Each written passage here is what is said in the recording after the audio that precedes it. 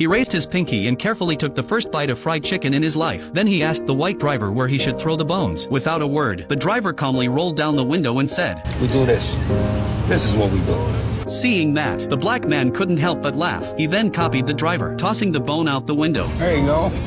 But before the driver's smile had even faded, he was mocked by other white men at a red light. In the 1960s, racism was everywhere. And now, a white man was working for a black man. Faced with those hostile stares from the car beside him, Tony just raised his middle finger, then hit the gas and sped off. What those two white men would never have guessed was that only months earlier, Tony himself had been deeply racist. When his wife once offered a black worker a glass of water, Tony tossed the cup straight into the trash. His wife didn't understand, but she didn't argue either. Tony was the backbone of the family, and everyone knew about his short temper. With his strength, Tony worked as a bouncer at a bar, handling unruly customers. To earn extra trust from patrons, he'd even stage little tricks with the cashier. She'd sneak valuables from a guest, and Tony would miraculously recover them, earning both gratitude and a generous tip. He always acted reluctant to take the money, building a reputation for honesty. That way, Tony made plenty of friends. But one night, everything changed. A fight broke out at the bar, and Tony threw a man out with his bare hands. What he didn't know was that this man had powerful connections. Because of that, the bar was forced to shut down, and Tony suddenly found himself unemployed. With no steady income, he had to take odd jobs to support his family. Through a friend's introduction, he went to a mansion to interview as a driver for a pianist. When the boss appeared, Tony froze. The man was black, sitting high on his throne-like chair. Dr. Shirley asked if Tony minded working for a black man. Tony didn't like the idea, but for money, he swallowed his pride. Shirley explained he needed more than a driver. He wanted a bodyguard, a travel manager, someone to shine his shoes and wash his clothes. He was about to tour the Deep South, where racism was at its worst. The job would last 2 months. Pay $3,000 a month, plus room and board. The salary was tempting, but Tony stood up and refused. He could handle driving for a black man, but he would never be someone's butler. Shirley looked disappointed. The agency had recommended Tony more than once, saying he could solve any problem. Hearing that, Tony reconsidered. He agreed to take the job, but only if his pay went up by $200, and with one condition: he would never be a butler. Shirley just replied, Thank you for stopping by.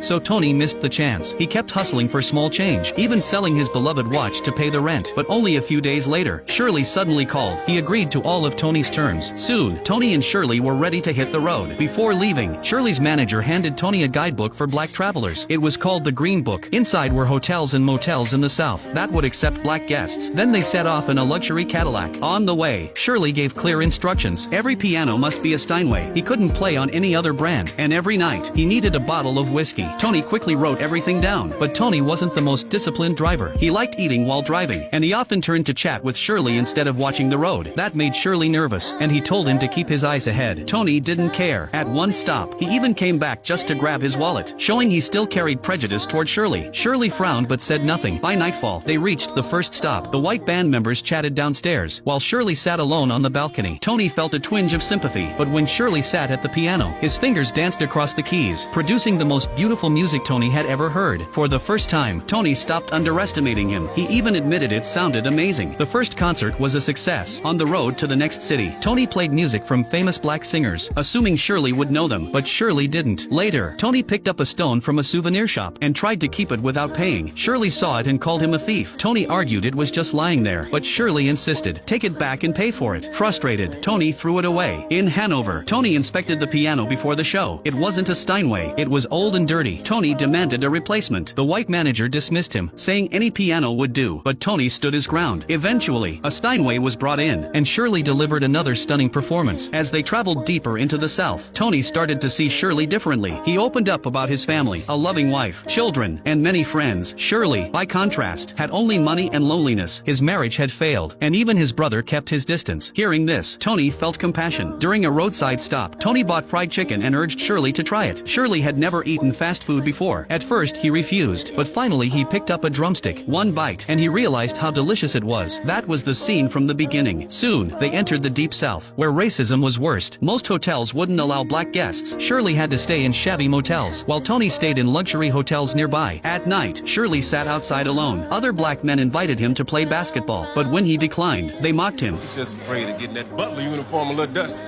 They thought he was just Tony's servant. Shirley forced a smile and left. One evening, the white band members rushed to Tony. Shirley was in trouble at a bar. Tony stormed in and demanded they release him. The owner even pulled out a shotgun, but eventually they let Shirley go. On the way back, Tony scolded him for being careless in white bars. Shirley said discrimination was everywhere. He had long grown used to it. Later, their car broke down. Tony worked under the pouring rain to fix it. Black laborers nearby watched in shock. A white man working for a black man? It was unthinkable. But instead of pride, Shirley only felt shame. He got back in the car, and they left quickly. In North Carolina, they attended a fancy banquet, but the main dish was fried chicken, a stereotype about black people. Shirley was insulted but kept calm. When he asked to use the restroom, the host refused and told him to go outside. Shirley insisted on returning to his motel instead, even though it meant an hour's delay. Tony didn't understand, but for Shirley, it was about dignity. Tony later learned from the band members that Shirley was highly respected in the North. He was paid triple the fee, and the elite adored him, yet he chose to tour the South. When Tony asked why, they refused to explain, believing Tony was just like other whites, who never truly respected Shirley. On another day, they stopped at a tailor shop. Shirley admired a suit. The owner gladly let Tony try it, but when Shirley wanted to, the owner stopped him. If he wanted to try, he had to buy first. It was blatant discrimination. Shirley smiled bitterly and walked out. Despite the challenges, the tour went on smoothly, and Tony and Shirley grew closer. But one rainy night, they accidentally drove into a restricted road. Police stopped them. They said black people couldn't use that road at night. Tony argued, and both men were taken to jail. At the station, Shirley tried to reason with the officers. They ignored him. Finally, he made a phone call. Minutes later, the police chief ordered them released. The officers' attitudes changed instantly. Tony realized then that Shirley had powerful friends, people far beyond ordinary influence. He looked at Shirley differently. From that moment, his respect grew. Want to know what happened next? Follow me. The rest of the story will be updated soon.